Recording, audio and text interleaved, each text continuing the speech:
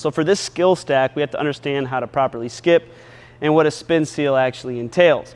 Now a skip is simply planting my inside foot for the purpose of transitioning into something else. I could lift up with it. I could simply skip to a split. It's basically a deceleration moment so I can start to get into other options. Now a spin seal is your ability to twist your body all the way around in the opposite direction.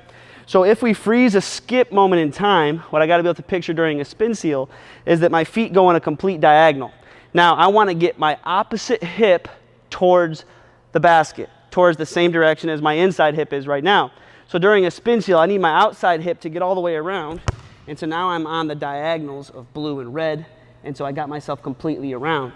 And this is where the mat can be such a great tool because it controls my space. I'm trying to step into the circle, and then I can skip into a spin seal, and now I can decide if I want to forward pivot out of that to actually drive. And so that's what a skip to a spin seal entails.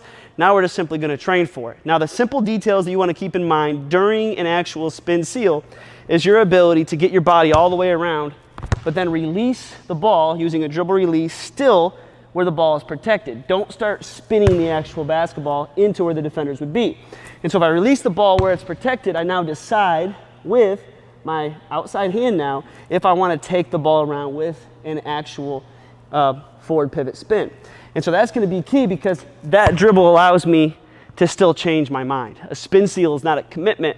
It's a way to be able to keep my space from a more closed off stance.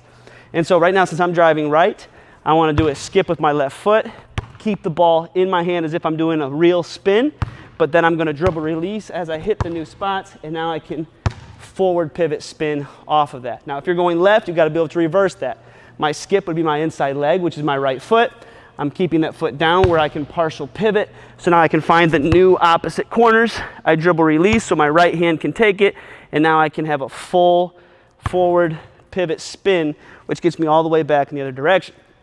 So with a skip to a spin seal, we forward pivot spin all the way to a shot or a drive. That's your choice, however you want to play this. The most important thing is that you understand how this footwork works and that you can start holding yourself accountable to those details. 20 minutes, mixing up your spots to the floor, mixing up your reads, but really mastering the footwork